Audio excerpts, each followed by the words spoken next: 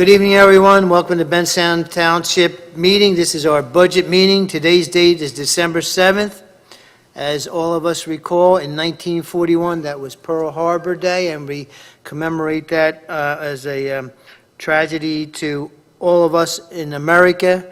And our parents became the greatest generation and brought us where we are today. So God bless America and everything they've done for us. Also, this week is unique in that we're going to be celebrating Hanukkah at the end of the week, and so that will be a joyous occasion for many of us in Bensalem. So we have two great things to talk about and share with our family: Pearl Harbor Day and what brought us to today, and of course Hanukkah, who has gone back many, many, many years for sure. Okay, we'd like to begin. We'd like to open the meeting with a moment of silent meditation and the Pledge of Allegiance. I ask you to please rise, if you'd be kind enough.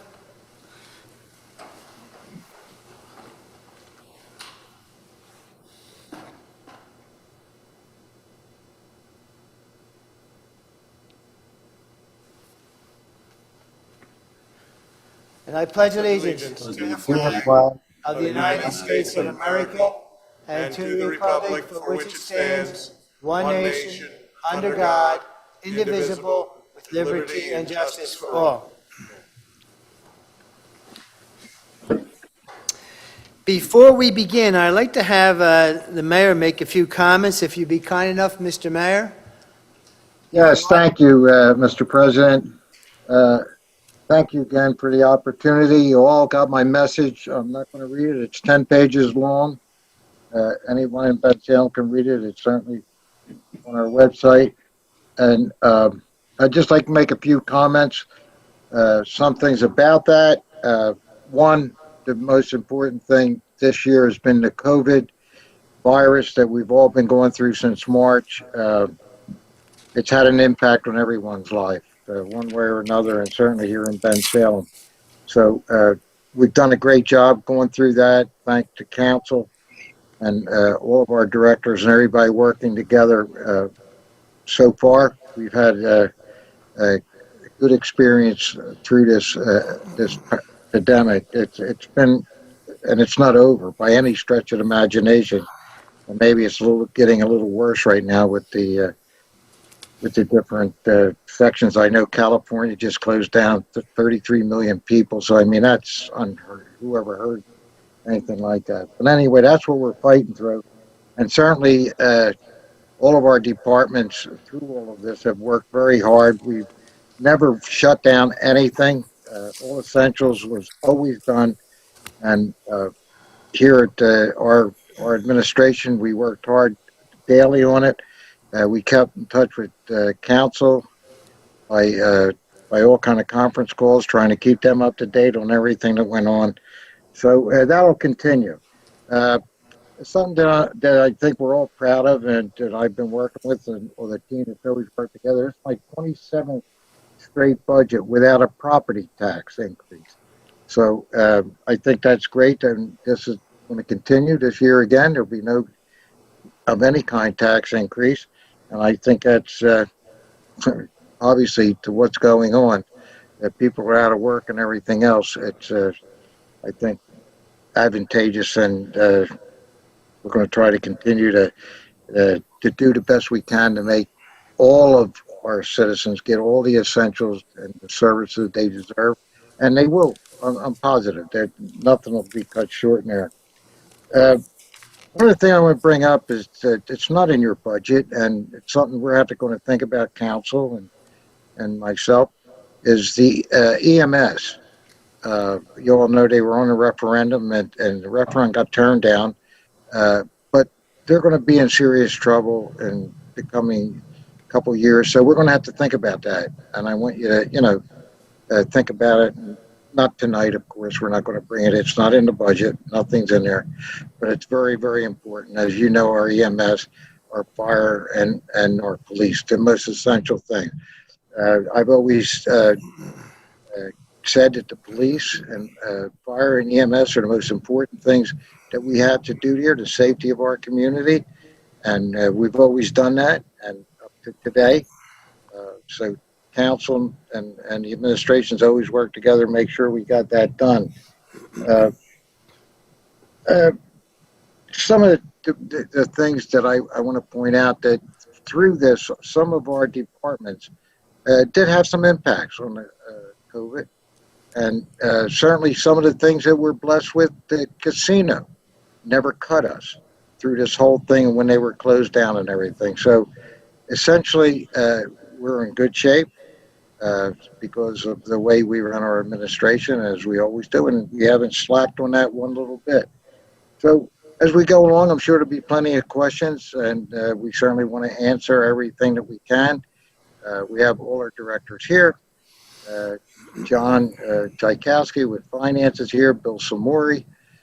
So we're here to answer all of your questions. There's the budget. There's nothing in it that's any different hardly than last year.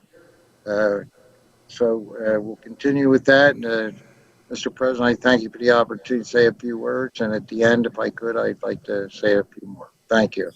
Absolutely, and at any time, please interject any comments you would like to make during the whole process this evening, since it is your budget. Okay, I'd like to introduce to you the members of council and those who are on the podium this evening, and I'm going to go by the from left to right. Hopefully, it may be right to left on your TV screen, but we have John Tchaikovsky. He's our financial manager. If you just kind of give us a wave so we know who you are. Ahmed Kisselback, I'm president of council. We have Bill Samori, and he's our assistant manager with the mayor. Joe Pizzo is also our solicitor. We have the mayor, who's already just spoke just a moment ago. Debbie McCreen is our council clerk. Joe Knowles is our secretary for council. Ed Turkmanian is a council member. And Jesse Sloan is also a council member. Joe Polari is on audio view, and he'll be with us a little bit later on, but he's hearing and listening to everything we're saying, and hopefully he'll be able to come in visually by the end of the evening. Okay? All right, at this time, we're going to start with, I don't need to introduce the directors because I'll introduce them individually as they come up to the podium. And we're going to start with the Director of Public Safety, Fred Harron. And he has a number of different departments that he's going to be reporting on. What happened? Oh, I'm sorry. You know what? Let me go with John Tchaikovsky first. You know, that's a good idea. Thanks for pointing to me, Jim. Thank you, Council President Knowles, or Kisselback, I'm sorry. You're right. Sorry. Members of council, mayor. Where's your budget there for John, does that say? Oops. I am pleased to report, as we have done for the past 27 years, that after the 2019 audit was finalized, the mayor and the administration were able to return an additional $4.4 million to the general fund balance. It's important to recognize that we continually return these funds year after year.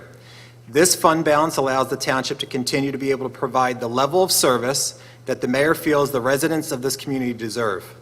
Since the Homeowners Assistance Grant started in 2007, the township has been able to return over $42 million to our residents. With the adoption of the 2021 budget, that number will increase to over $46 million. This year's budget process was met with challenges in relation to the projection of revenues that the township receive. The COVID-19 virus has changed the workforce model for many businesses, and as such, we have needed to adjust our views on collections of township business privilege taxes. Experts in this field say that there could be as much as a 15% decline on average throughout the state of Pennsylvania in business volume due to these changes in the workforce. This is something we will continue to monitor and always adjust our philosophy as the years progress. With this in mind, the administration closely evaluated the expenses for the 2021 budget, and the increase this year for the wages and operating expenses are only increasing by 2.5%. An impressive feature when we have contractually obligated expenses that are unable to be changed. I thank you for the opportunity and would like to have Fred Harron, Director of Public Safety, come to the podium to present the police budget that can be found on page 10.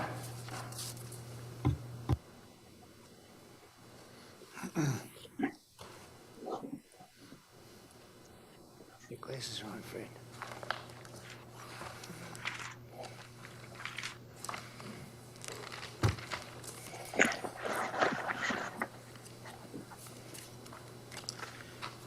Mr. President, Mayor, council members, I was asked just to give a quick, brief opening statement prior to taking questions on the budget. 2020 was an unusual year, to say the least. Between COVID-19, civil unrest, police reform issues, attacks on police, so forth and so on, Bensalem Police being so close to the city of Philadelphia, having to deal with many of the issues and the overflow of problems from the city of Philadelphia, we continue to hold the line on public safety and protection in our community. This past year, even with all the issues faced nationally, Bensalem Police continue to maintain their state accreditation, which is 120 accredited police departments out of 1,200, which we are part of. We continue to maintain our national accreditation, which there's only 14 in Pennsylvania, and we are the only one in Bucks County, and only about 1,000 nationwide out of 18,000 police department. Bensalem Police Department this year signed the first in Bucks County, a historic agreement, cooperative agreement with the Bucks County NAACP. Our officers attended racial intelligence training and engagement to help better prepare them for issues on the streets in our community. Officers received train-the-trainer instruction on de-escalation. Over 100 officers are receiving that training. We were the first police department in Bucks County to partner with the district attorney's office involving the movie to bring better relations from police and different community groups called Walking While Black, Love is the Answer. We continued with our BPAIR program, Bensalem Police Assisting in Recovery, which is now spread across 18 municipalities in Bucks County. Bensalem was the lead agency in formalizing the Bucks County Police Department use of force policy, which looks at 15 particular points which have been trending nationally, and we took the lead, and now all 39 police departments in Bucks County have adopted that policy. As you know, last week, we just started in Bucks County, and one of the only ones that we know of in the 5-county region, a co-responder initiative, where 2 social workers will be based out of the police station to help to respond to mental health type incidences in Bensalem Township. We used a lot of the funds in 2020, and we continue in 2021 in the budgets presented to you to expand on our technology. Axon, all officers have body cameras. We've been able to just upgrade that. Supervisors are now able to watch officers in live time and tap into their body cameras to see things as they're transpiring. We've purchased the Axon virtual reality training, which includes a mental health perspective for officers to be better trained in dealing with people suffering from mental health issues. We've just upgraded all our tasers with the police department. We've purchased a Citizen for Communities, which allows citizens to download evidence and turn them into the police department for further investigation. We've increased our cell phone download capacity, allowing us to download every single cell phone model that is out there for investigation. We continue to expand our community cameras, helping us solve crime and prevent crime throughout the community. We've also just certified by the Pennsylvania Chiefs of Police Association to be in line with the President Trump's executive order regarding certification on policies regarding use of force standards. This certification was mandated in order to allow us to apply for federal funding. It's these and many other initiatives that continue in Bensalem Township in these trying times. I welcome any questions or comments regarding the budget that's submitted to you. Thank you for your presentation, Fred. I know, as council members, we know what's happening within the township with the police department, but I don't know that we really have as much knowledge as you're imparting on us today, because it's amazing of what you're doing with the small budget that you're given. I'd add that for your clarification. All right, gentlemen, I'm going to ask you refer to the budget, page 10. We're going to start off with the Public Safety Police Department, and the Public Safety Fire would be the second one. So let's stay with the Police Department first. Gentlemen, you have any questions on page 10? I do. Mr. Pilsback, may I go first, please? Sure. Jesse Sloan's first. Please do. Okay. And thank you, Director, for your presentation. I'm sure I speak for all of us when I say thank you for all the hard work that Bensalem Police Department does for all of us here. I do have some fairly detailed questions just on, trying to understand some of the stuff in the budget. So please bear with me. Line item, I guess it's account number ending 42140 for computer upgrades. I noticed that on the detailed budget that Mr. Chakowski provided us, a lot of the equipment that's listed there is the same as was listed in last year's budget. And I'm just trying to understand, are we purchasing this equipment again, or is this maintenance fees, or maybe something else? And that's the computer upgrades. Yes. For instance, on the detailed budget, it says 15 new Verizon 4G modems, First Mobile Technologies docking stations for MDTs, 20 of them. These are, some of these are basically just duplicated from the previous year. Right. Many of these Some are things. new, but Go ahead, I'm most sorry. are just duplicated. Yes, the question is, why do you see this from year to year? And I'm not a computer person, but we constantly are upgrading, and every year we don't buy brand new ones. It's only for every certain amount of computers. So you're not going to see 100 or 60, whatever that number might be. So we do it on increments. So this year you're seeing 15, and you'll see that repeat itself, every 4 or 5 years until we get to the total number of computers that we're upgrading. So that's Okay. why you don't About see. 15, 20 every year, you're saying? Yeah, you're going to see that upgrade. There's many things that you're going to see upgraded from year to year. For instance, bulletproof vests. I'll use that as an example because it's pretty clear. Right. I'm cut. aware of that. Right. They expire every 5 years. It's whether they're good or not, they expire. So they only have a shelf life of 5 years to be able to utilize them, a utilization life of 5 years. So at 6 years, so you're always going to see every year some of this equipment, because same thing with the computer, with the modems, bouncing around the cars, they stop working after a while, there's a lot of problems with them, so you're always going to see upgrades. And we do that in particular because if we didn't do that, all of a sudden one year you'd see an astronomical request for equipment. So that's why many of this equipment you're going to see over and over and over again. I understand, and I'm okay with the, we phase in a couple, a subset every year so that it's not one large capital expense, in any given year. One of the things listed here is Voyager analytics platform for $75,000. Right. Can you explain what that is, please? Yeah, I'm trying to use my words because this is public.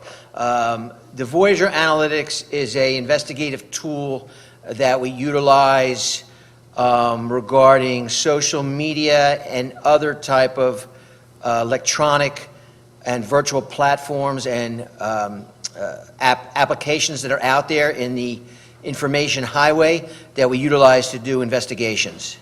Okay. And is that a recurring expense? Because I noticed that was in last year's budget as well. That's a licensing, yeah, that's a current expense for every year. Yearly license expense? Yes, sir. Okay.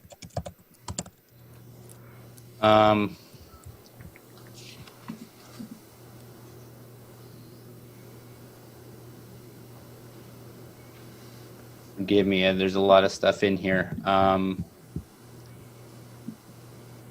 I noticed that there's an extra line item listed for ammunition with a specific line item, specific code for COVID. And this is a theme I've noticed throughout the budget, and I just wanted to get some clarification. It seems that we're adding new account numbers, specifically, I think, for 2020, less so for 2021, to track some of the additional expenses our departments incurred related to pandemic response. Is that correct? The answer is yes. I'm looking at the ammunition line item. I don't see it in ammunition. It's the acronym, so what we do in finance is we create projects. So the acronym, the CIV 20 in ammunition, that's for the civil unrest. So what we do is we will create projects so that if there's opportunity for funding reimbursement, such as COVID with FEMA, the civil unrest, there was possibly an opportunity. When we have these events occur, what we will do is we'll use existing lines. We'll just add that project code to it, and this way it's just a tracking purpose. Theoretically, all he did was we just reallocated a portion of the ammunition budget towards that project code, but overall the budget won't go over the budgeted amount for that particular project code. And you'll see that third string after the first two numbers, they're usually project codes, and they are usually correlated with whatever the particular expense is going to be. Okay, that makes sense. There's a line item listed as other services. This was a $20,000 increase from last year's budget. Yes. And I understand that specific increase seems to be related to COVID testing, which Yes. is, that's fine. I'm curious for the remainder that's listed here. Historically, we seem to be coming in significantly under budget. Is that something that is worth reevaluating, or is that kind of built in as a contingency in case we need that? It's for many different testing services. This year, in 2021, in April, we'll be doing a new police test. Our list expires, so we always like to have a list ready to go as replacements are needed. So we'll be doing a police testing by contract. We are obligated under the collective bargaining agreement for the police department to have a current contract for a current eligibility list for supervisor positions, whether it be detective, corporal, and sergeant, and all those expire this year as well. So we will be doing testing, and as you see, the COVID was $20,000 was an increase because we have been doing an exorbitant amount of COVID testing. And I believe we talked, and some of the COVID testing money we do get back. We're trying to put in reimbursements. This past year, we were able to get some money back from PEMA, and we'll continue to put in as COVID continues into 2021. We will put in for every dollar we can get back. We are actively pursuing that between the police department and the finance department. The finance department does an amazing job working with us in making sure we get every dollar back we can. That's great. Okay, thank you. Under computer tech support and equipment, there's a couple new sub-line items in the detailed budget. They are digital storage for intersection cameras and Axon Aware Plus system. I was hoping that you could give a very brief explanation of what those are, since they're additional line items. Sure. We are now storing for longer periods of time, and as you know, one of the things that came out some years back nationwide is when you started to see body-worn cameras come out into police departments, people, said the cameras aren't what's expensive, it's the storage. So we have so much now on cameras in the police department and in the community. We must maintain the storage of the photography that it captures, that video that it captures. And those video images are pretty thick files. Again, I'm not a computer techie, but that's the way it's been explained to me, is they are exorbitant files, and it takes a lot of room to store that. What I talked about in the opening remarks was a lot of the Axon. Axon is a company that operates many of our, Axon used to be Taser. They not only make Tasers, but now they're making all body-worn cameras. They're making all the community applications, the downloading of digital evidence from the community, the availability of tapping into the officers' body-worn cameras, and all that is in that, what you see in that line item, the $25,000, the $48,000, those are those line items. Okay, that's great. That's really nice that we can, have that expense to maintain that database and not lose that valuable information, which I know is used later on as evidence. So I think that's great.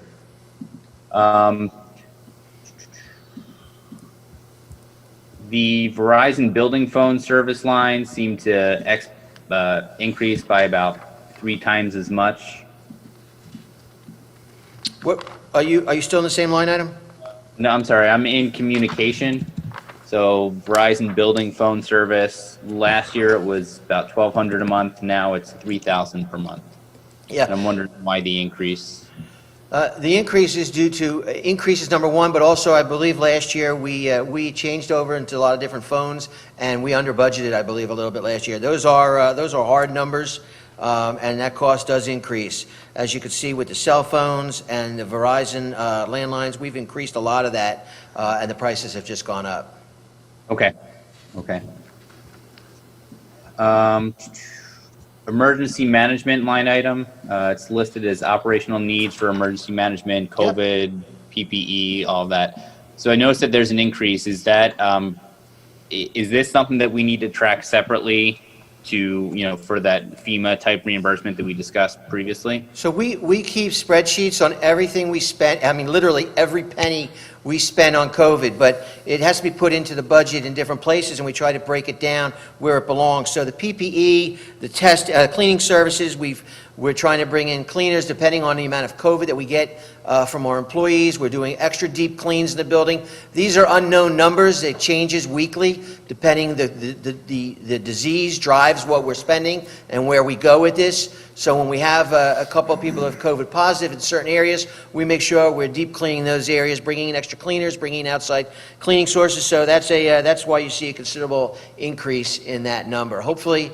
2022, we won't be dealing with COVID, and that number should go away. God willing.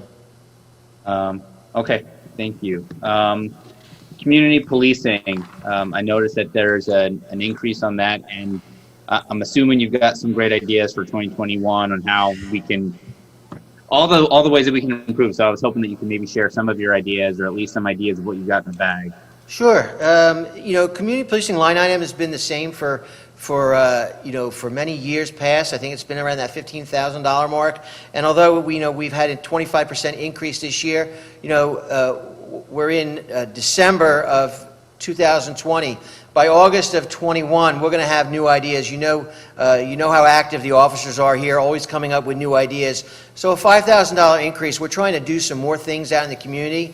And this year, we're starting some new programs. I don't want to, show my cards right now, because I'd rather have a good unveiling of some of these projects as the year goes on. But we're going to have some new programs in 2021 that once we can get everything worked out. So for a $5,000 increase, I guarantee you we're going to be bringing a lot more services and projects for the citizens of Bensalem Township. Sure. So no free preview tonight? No preview? No preview. Coming in August. Coming to a theater near you.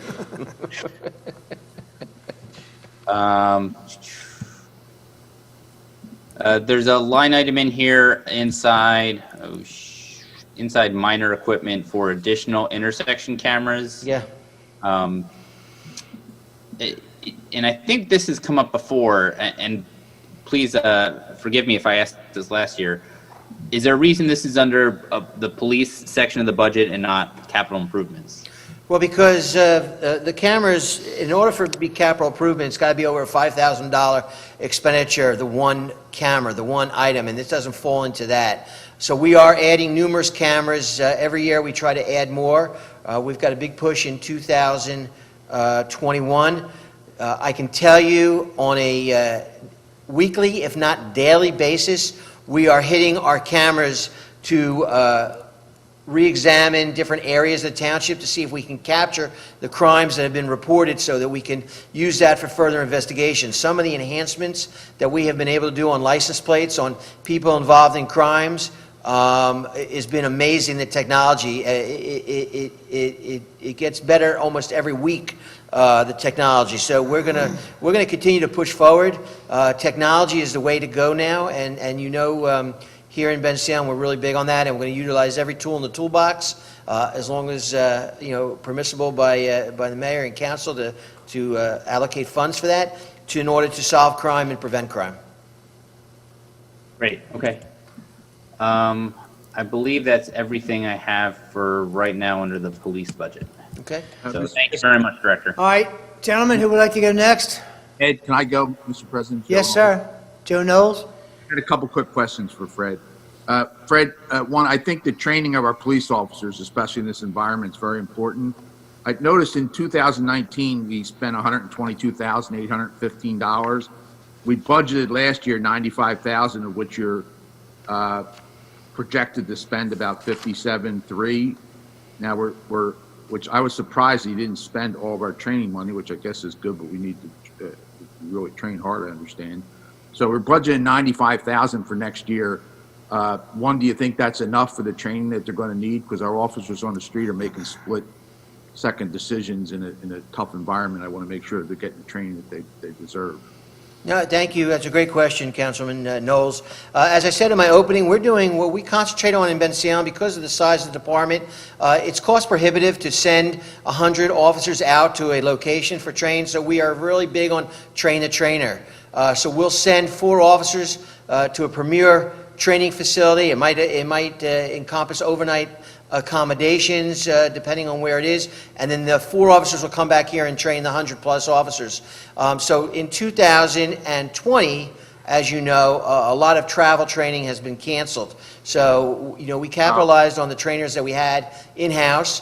We were able to bring some trainers up from Florida. They came here instead of sending people there. So we were able to capitalize on that. I actually had an outsourced source pay for that, so it didn't really cost much. I think it cost Bensalem Township about $950 in total to get the amount of officers that trained in that particular issue. So I think the money that we've requested for 2021 will suffice. Okay, and then do you have the ability as the top safety guy and our administrator for police and fire, say like for instance, computer tech support and equipment has $463,900. If you were able to save money in that department and needed more money for training, do you have the ability to do that? Or do you need the mayor's permission to do that, or is it you have to come back to council? It goes to the finance manager and the director of administration. Okay, and then if mayor's so, we office. needed money for training within your budget. You could save in one portion of your budget in order to provide additional training Yes. if you needed those monies. Absolutely, yes, sir. Okay, and then what is the line 42492 special response team? It's only been around $25,000, and next year it's $31,000. I don't want to give away secrets, but what is the special response team? It seems like something that's important again in this environment. Yeah, I'm sure that's just equipment or something. It couldn't be salaries for that team. What does that? It is not salaries, it is equipment. That is our special response unit, SWAT, if you will, if you want to use a TV acronym. We are a part with Falls Township, Bristol Township, and Bristol Borough. So the county has three SWAT teams. There's no need for 39. That would not be cost effective. So there are 3, Northern, Central, and Southern, and we are part of the Southern team with those 3 other municipalities. Okay, and then the mayor, this is pardon my expression, but this is one of my pet peeves. The mayor had mentioned in his letter about the additional canine. That was the pet peeve, dogs. Pet peeve, I get it, canine but I'm training. He said they were building a center or something, or additional training center for the dogs, or what are you doing to improve the situation with the canine and the training? So if you drive over to the Public Works, you'll see that there is a new canine building. The council allocated those funds, I think, John, what, in 19? Oh, good. Yeah, 2019, council allocated those funds. To make a long story short, it was built and it was just erected a couple of weeks back. So it should be operational by, I think, another week or so, right, Director? Something. It's almost done. Almost done. So it's going to be beautiful, and it's going to be huge. It's going to be beautiful. And how many dogs do we have, Fred? Like 6 or 8 or something? We got about 28 dogs. No, 28. I'm just kidding. No, I'm just kidding. We have 6 dogs, I believe. Oh, 6 dogs. That's right. Come on.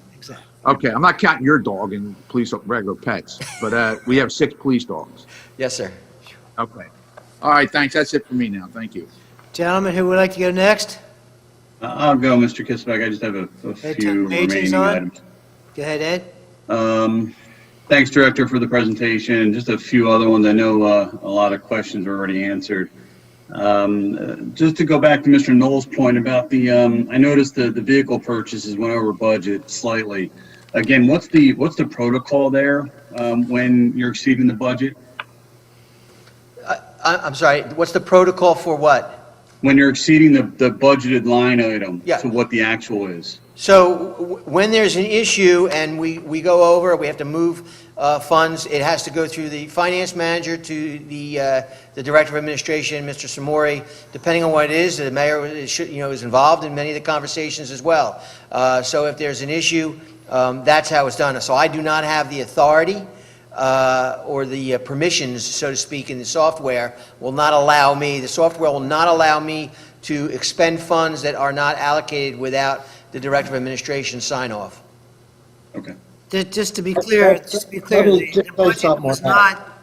the budget did not go over its Yeah, I don't- projected cost. Let me just clarify something. We can move the money in that department, not out of another department. Right. It can only be within that department. It has to come to council if we want to move something out of a department to another department, Right. Got it. as long as it's in that department. I think we should have that. We should have I that. believe we went over $213 is what it looks like. Yeah, I know, it wasn't much, I know, but, you know, the total amount, the vehicle purchase, I just wanted to just ask the question again. And I Yeah. knew that we couldn't do the transfers among different departments, but, Yeah. okay. Just a couple other small increases, Director, Crime Watch and the police officer scheduling system. Yeah, POS. Yeah. Was that that expected? I mean, that's a simple payroll program that we're doing? Yes, POS is a payroll program that I do not believe we were looking at in 2019. POS was, the current payroll program we had was unsupported in 2020. We were forced to go to a new system. There were numerous meetings looking at different vendors, meeting with the employees who deal with payroll, and the finance department who's overall responsible for payroll. So I know it's, what's very nice about POS, one of the abilities is it sends, I know, but I get a ton of them all the time. When people are putting in for vacation, when people are calling out, are put out sick, when people are asking for scheduled days here or there, depending on what kind of time off they're asking for, it sends notifications. People, supervisors can authorize it on their off days, which is nice because at the police department here, we're pretty lucky because most of the employees, unlike in other establishments, they might complain about being bothered off duty. Here, the supervisors take their role 24/7, and they can get into the software, they can approve, they can see what our manpower is at, so to make sure that we always have the proper coverage on the streets to protect the citizens of Bensalem. Got it. Okay. Because I think that we use ADP from the township perspective, right? So are we using it, I'm assuming we're using a different payroll system in the police department as we are in the township building? So the POS system is just for scheduling purposes, Okay. as well as it also handles the tracking of employee time. We do currently use ADP. We will be switching at the end of this year to a new, at January 1st of 2021 to a new payroll vendor. We're going to be leaving ADP, their services. But with POS, we do have the availability to download their scheduling, the hours, the tracking of overtime, and import it directly into our payroll software. So whether it's ADP or our next vendor, we will be able to utilize that software for the payroll purposes. And I apologize, Councilman Talkmagian, you did use the word payroll, and I was using the word scheduling in my head. Okay, no problem. Thanks for clarification. One final question. I noticed the OT line item 41830. It's projected at what I guess just under the budget, but still we're talking another 400,000. Are you still expecting that to be that number, Director? For the reimbursed overtime? No. Hold on a sec. Is it reimbursed? Hang on. Reimbursable overtime you're talking about? No, it's the regular overtime. Yeah, it's the straight overtime. Oh, yeah, why it's under budget? Is that what you're asking? No, I mean, you're still projecting another 400,000 increase in 3 months. Is that still going to be accurate? Are you expecting that? I will take that. So when we do the budget, obviously these are September numbers. Didn't know what was going to happen, if anything. So do I project it? No. I can give you through November. Just looking at it real quick. Bear with me.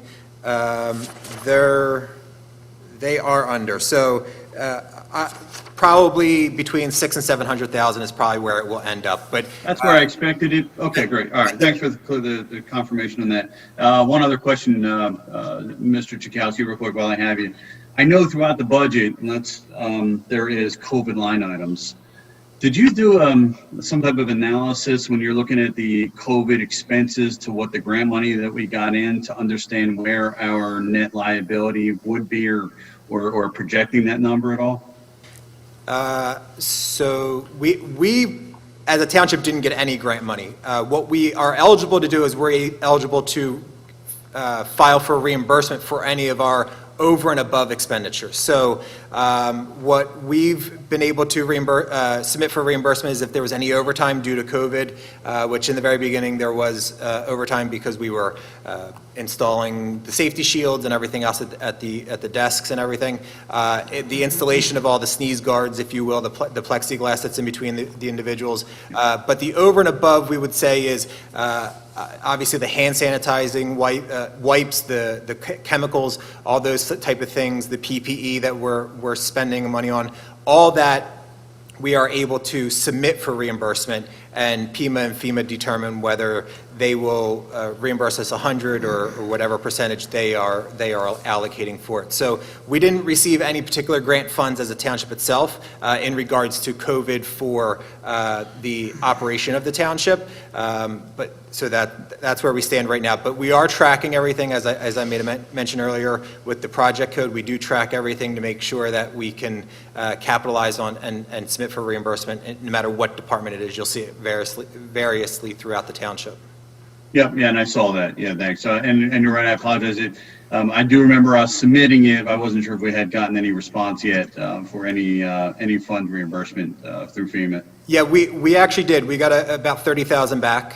So far, as of September 30, we had spent about 50,000. We just received notification that we got 30,000 back. So we're expecting that to drop into our accounts any day now, and it'll just show up as a grant federal revenue expense when the budget's completed this year. All right, great. All right, thank you. Thank you, Mr. Gitzbeck. That should do it. Oh, you're welcome. I have just two questions since the others were answered already. Simple in nature. Item number 41A300, which is salaries, reimbursable overtime. Although you had budgeted in 2020 $860,000, you had really projected for 2020 was $400,000.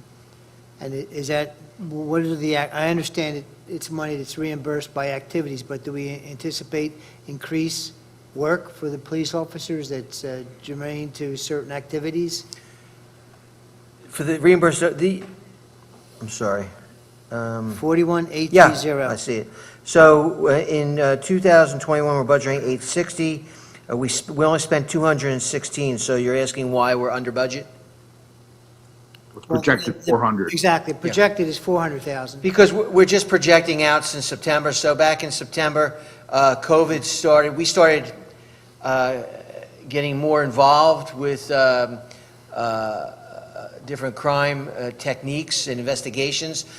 So we started getting more involved, engaging the public and through investigations. So that's why you were starting to see that line item got projected out. But now that COVID's back, I don't want to say too much on camera. But the reimbursable is paid by a third agency, is that correct? It's paid by narcotics money and things of that nature. Okay. All right, fine, okay, that answers Yeah. the question. Okay. And the other question, simple also, is our labor attorney at 43170 Yeah. is back to where it was projected or budgeted for 2020, although last year our projected amount was $160,000, it's now $225,000. We have any contracts happening or any anticipated activities? Well, next year, we're going into a contract year. This year, we had two outstanding issues from the previous years that went to arbitration this year, and the lawyers are still working on briefs and things of that nature. So that line item, we did spend some money out of that line item. Okay, that's it. Let me move on to, if you'd be kind enough, public safety, the fire department. Sure. Also, that would be yours, Fred. Yes, sir. Gentlemen, I'll start with you. Who would like to go first? The fire department can be found on page 11. Page 11.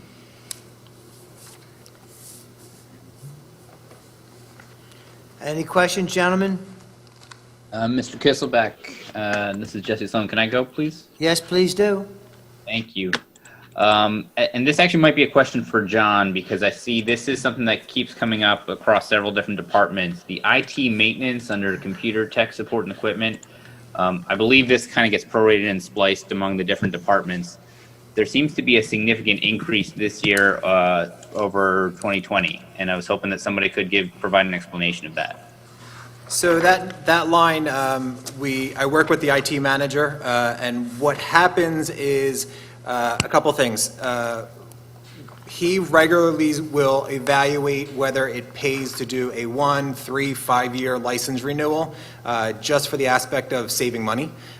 So this year, it just so happens we're on a cycle where a couple of them that were probably on the longer term came due.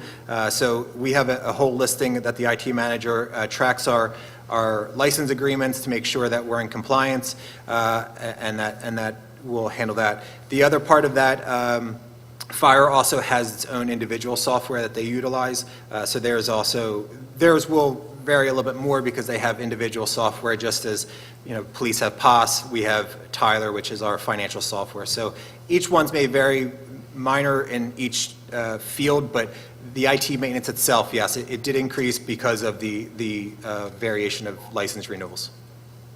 Okay, thank you.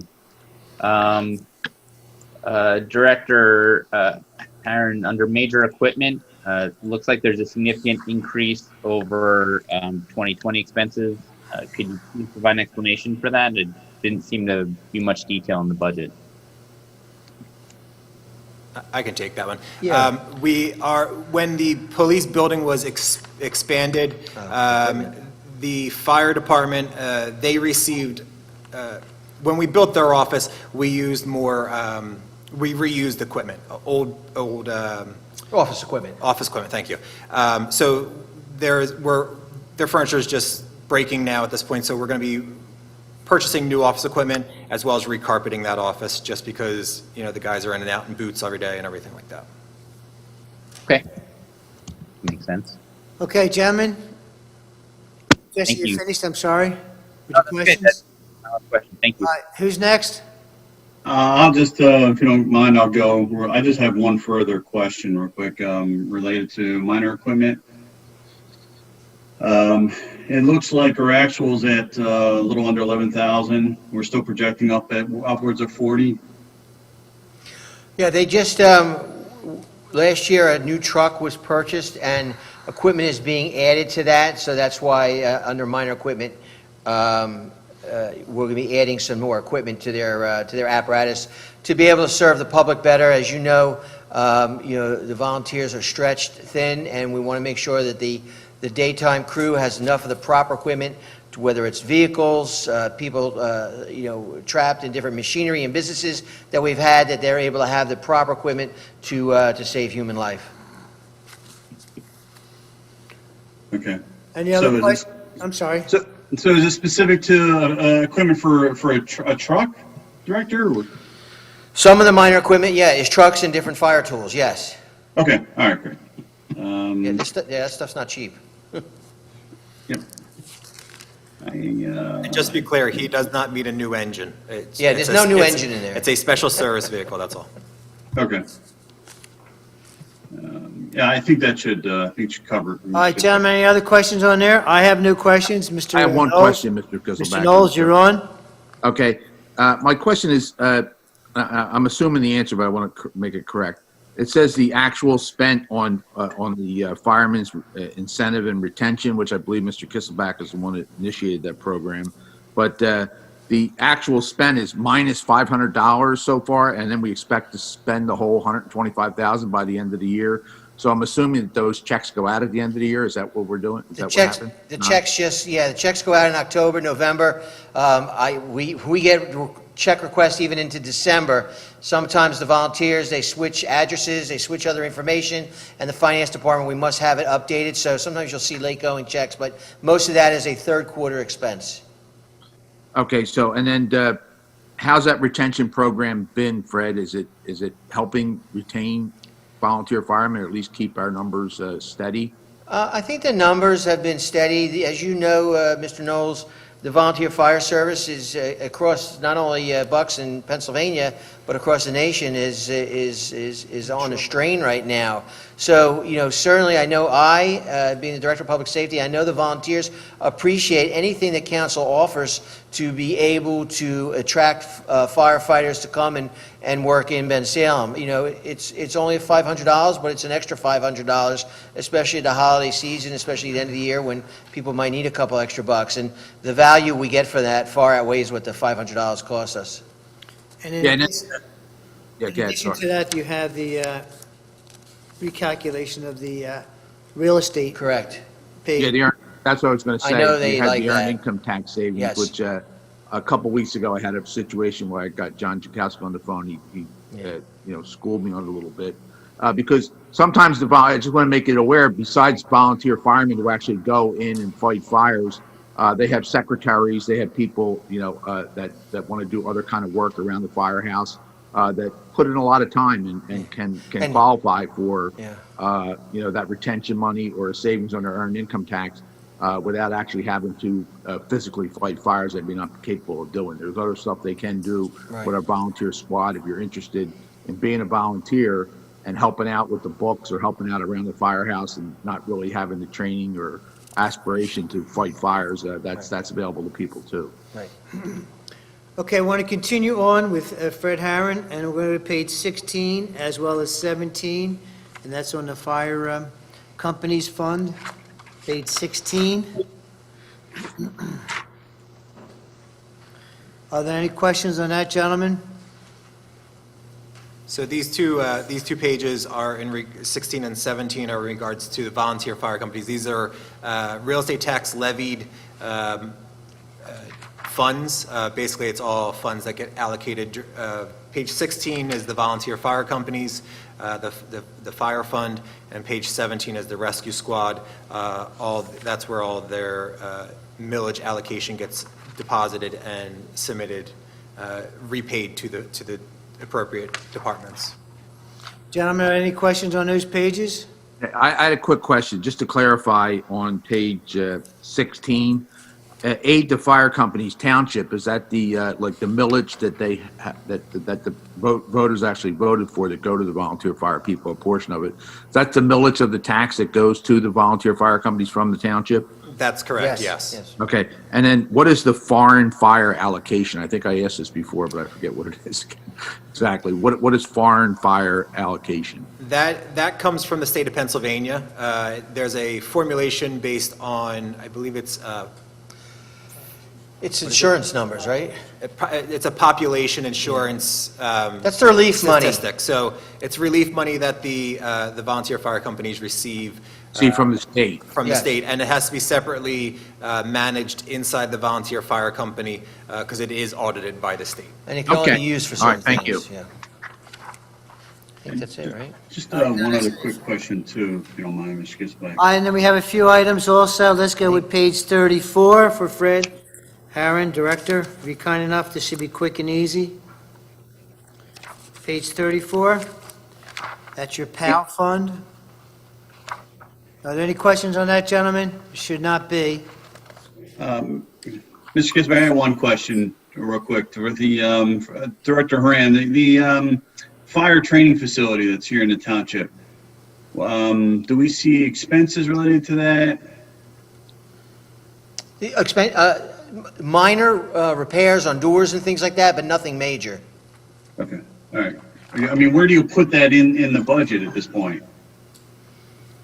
So I believe in That is- fire, so if you go back to page 11, in the other Second, expenses yeah. down at the bottom, there's the Emergency Management Training Center. That's where you'll see, we allocate money there for, obviously, porta potties, and then also if there's any type of maintenance that needs to be done there. If there's anything that's big ticketed that we would need to do, we would certainly make sure we budget for it, but usually it's like the director said, it's usually doors, stuff like that, so. Okay, yeah, you're talking, John, you're talking 42360 line item. Yes. Correct, yes. All right, thank you. All right, so I'll give you. Back to 34? Yep. Okay, again, are there any questions on the PAL fund?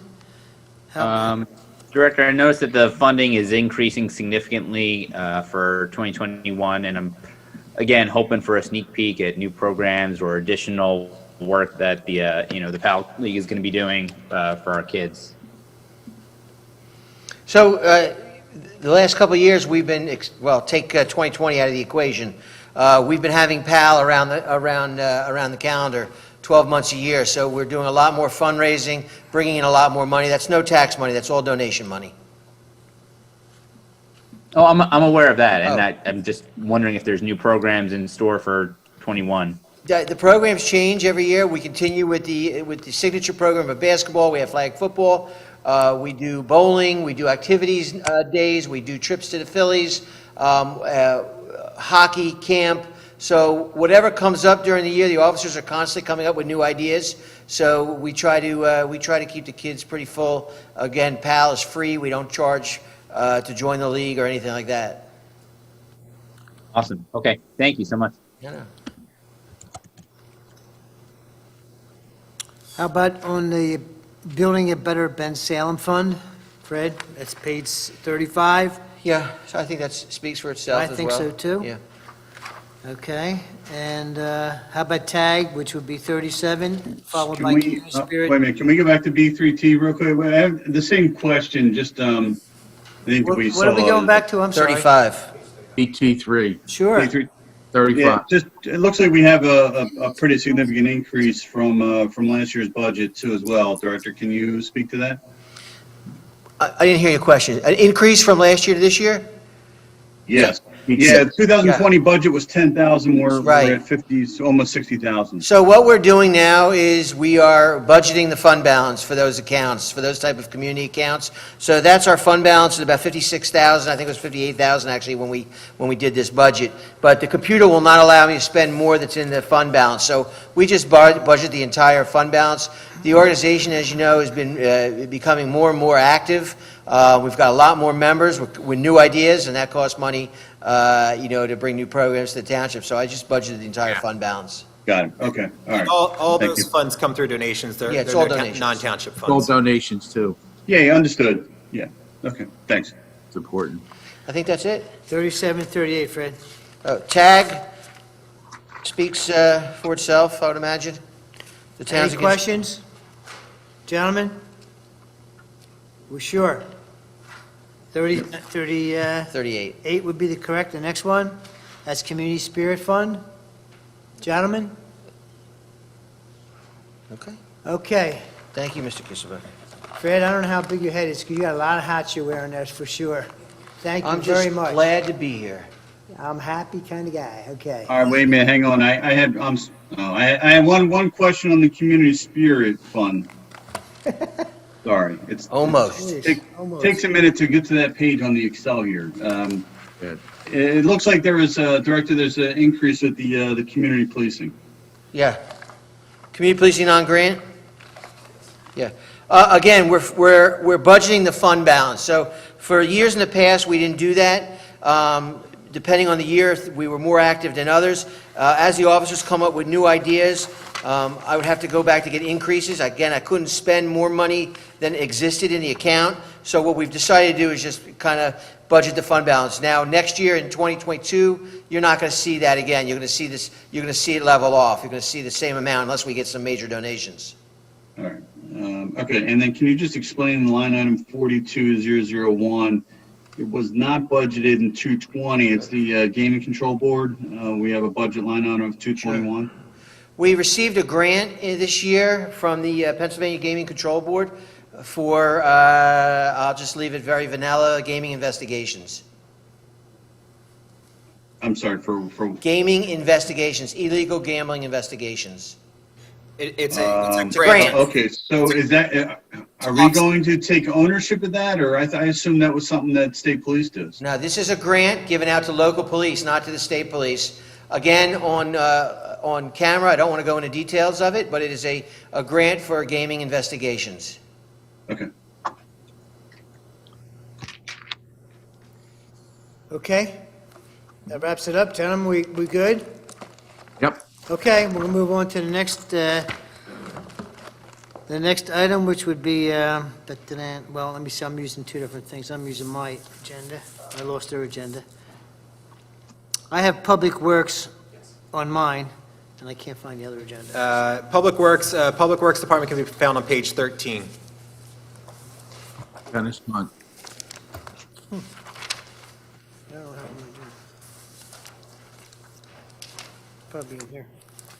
I probably use it for a line item to keep it, yeah, thanks. I kept the things straight across is what it was. All right, Council President, Mayor, Councilman, good evening. Good to see you tonight. You've got my budget in front of you. This Any is Dennis questions? Hunt. He's in charge of the department. Okay, page 13, gentlemen. Dennis, you're on. All right, Mr. Kisselbeck, may Sure enough. Okay, I noticed that there's a line item for labor attorney, about $140,000 is being projected in 2020. Nothing was budgeted in 2020. So can you comment on what that is? Sure, it's a contract renegotiation. Contract negotiations, okay. And why wasn't that included in last year's budget? Contract is up, this year? So were we not expecting to have to go through contract negotiations? Well, I would expect that we are. That's what we put it in for this year. John, take that. No, it's projected in 20. John needs to answer that. Yeah, so we're starting contract negotiations with the Public Works Department. That, while yes, it wasn't budgeted, normally what we've done is we don't always allocate the money directly to the departments for the contract negotiations, but for Public Works, we wanted to start, for reporting purposes, start the process in reporting it in their department. Okay, all right, thank you. The line item for travel, training, and conferences, this was only budgeted in 2020 to be $2,500. Looks like it's projected that we're going to spend over $13,000, and now we're budgeting $20,000. So, could you explain the drastic increase on that, please? Sure, that's training and certification on our heavy equipment operations over there. I'm trying to get every guy certified under the same program, and it's going to be a multi-year situation to do that for. Okay. And what's the program? It's actually just training and certification for front-end loader and skid steer at this point. We have multiple heavy equipment, pieces of equipment over there, and I just, want to get everybody trained equally on this. Okay, great. Thank you. Let's see, major equipment. Did we purchase the Interstater in 2020? Because the actuals don't appear to reflect that. Yes, we did. Yes, we did. We used some of the partial funds from the jet truck that we were slated to get to purchase the Interstater. The jet or the jet truck, if you remember, we were having many issues spring, summer of 2019 with record-breaking rains and flooding. We were actually hiring people to come out on a daily basis to jet out the drains for us. So we were looking into purchasing one for ourselves. But as you say, I think if I remember correctly, the money for that was like $390,000. And after an intense evaluation on what the ROI will be on that, we decided to go ahead and nix that purchase, and we used the funds from that to purchase the Interstater. Okay. Okay. And then also under major equipment, and John, maybe you can help me. I think my math is a little off here. When I was adding up the line items in the detailed budget, I'm getting, about 17,000 less than what's listed in the proposed budget here. Yeah, so if you notice, it's 17,000 per lawnmower. If you notice the verbiage, it says to purchase 2 new lawnmowers. So, yeah. That's what I was wondering. Okay, that's what I thought. Just wanted to double check that. That's all I have. Thank you. All right, Thank you. gentlemen, who else? Mr. Knowles, any questions? Yeah, I just had a quick question, just to clarify. I mean, winter's upon us, if you didn't realize that. I just wanted to confirm that our salt supplies are good. We have the extra salt shed now, that we're filled to capacity for salt. We bought it at a good price, and that we'll be ready in case winter storms do fall on us. That is correct. We actually purchased another load of salt at the end of the summer when the prices were much cheaper. Okay. Thank you. Mr. Tokamajian? Yeah, I think most everything was covered. Just one other line on tree maintenance. We're still expecting, even though we came in under budget for 219, actually was at 104, so I guess 100, I guess we just keeping the same as a 220. All right, I'm okay. Thank you. Okay, and I'm fine with that also. We're going to move you on to, where are we at here? Public Works. How about street lights, page 15? Are there any questions on that? Street lights? Yeah, the streetlight conversion line item. I know that we completed the streetlights on Hansel Drive, which was last year. What are we expecting in 2021 for that line item? Street light conversion. Actually, the streetlights on Hansel Drive haven't been installed yet. We took that money and did the streetlights on Horizon Boulevard. They seem to be taking a beating over there. I'm sorry, can you speak up some? It's hard to hear you. I said that lights for Hansel Drive were not done. We used the money from that to take care of the lighting on Horizon Boulevard and bring that on into the Lensa system. Okay, so this money will go towards Hansel Drive? That's the plan. Okay. Any other questions on the street lighting component? All right, and how about road machinery page number 21? Road machinery fund, major equipment purchase has increased considerably. What are you purchasing there, Dennis?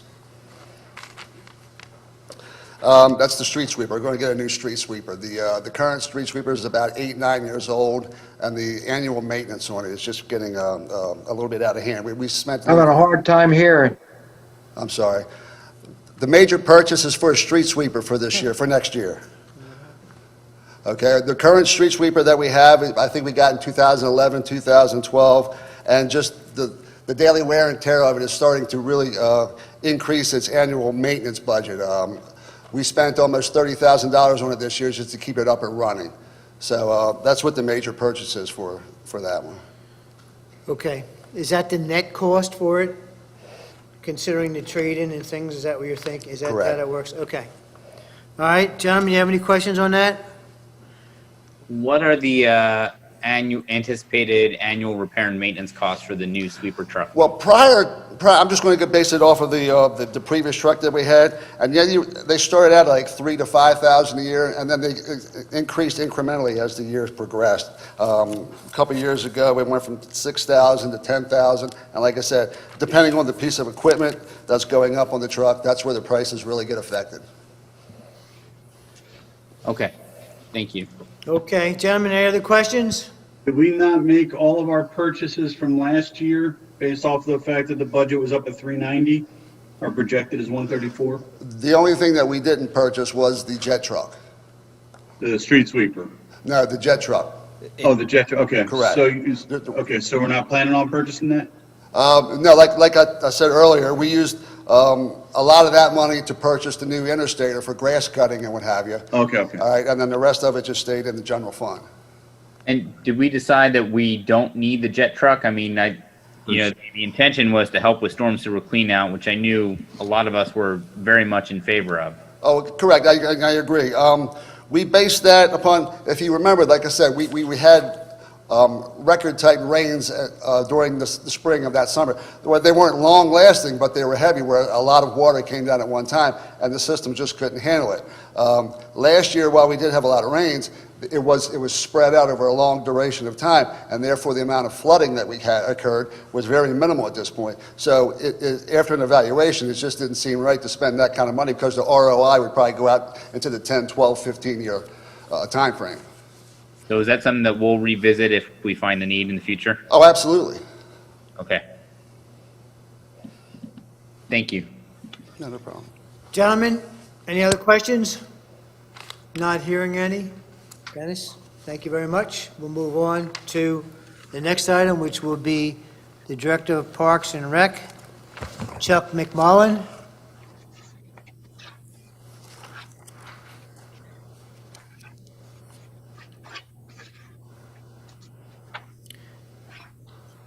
And this is on page 18, gentlemen. How you doing, Chuck? Good evening, Council President, Mayor, and Council. If you have any type of questions, I'd be glad to answer them. Gentlemen, have any questions for Parks and Rec? Director, good to see you. I noticed that salaries are lower for the 2021 budget than they were in the 2020 budget. Could you explain the decrease? Yes, we had, we didn't hire an additional person, or replace, I should say, so that's where the decrease. We eliminated a position. Okay. The Fall Festival, obviously, unfortunately due to the pandemic, we weren't able to have it this year. But I did notice that there are some, we're projected to spend almost $9,000 for 2020. What were those funds expended on? For the festival? Yes. Fall Festival? Yes. Well, just the additional cost that we would have for our management company, that would be entertainment, new management company we would have, because we did not have that employee that would be running it, so them expenses would be a little bit higher. No, I'm sorry.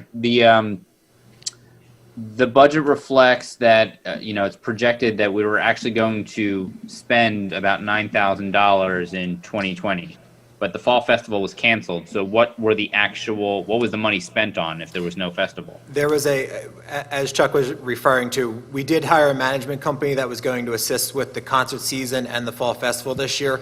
Obviously, Okay. they had put some work into the planning of the Fall Festival, so we had to pay a small percentage of their contract. They were gracious enough to not demand the entire amount for the Okay. little bit of work. But yeah, that is, now the other aspect of that is also, there were some talent bookings that were intended for this year. So obviously, the talent was rebooked for next year. So the expense occurred this year, and again, the talent was gracious enough that they weren't going to demand a refund or make us pay again next year. That's great. Okay, wonderful. Public utility service looks like is increasing. Why is that projected to increase in 2021 when the expenditures for 2020 are projected to be so much lower? And if we look historically, the actuals tend to come in well under budget. Well, we did purchase another property up at Trifecta there, and we are going to incur additional expenses for utilities and that type of thing. Yeah, really. Plus other fields. Yes, yeah, the fields, the lit fields, and Okay.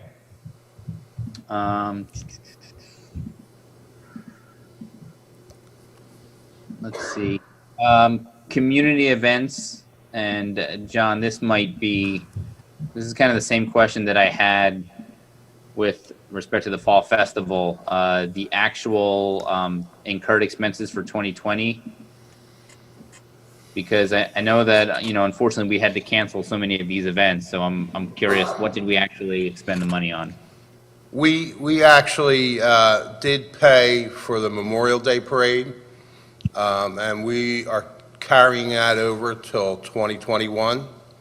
So that expense will not occur in 2021 out of this budget. We already paid from it last year.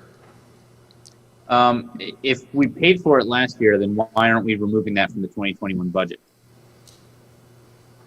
He means we paid for it in 2020, it'll be carried forward to Right. 2021. I think he just misspoke. It was, we paid for the Memorial Day Parade in 2020. Obviously, it didn't occur, so that we will not have to make a contribution towards the 2021 parade.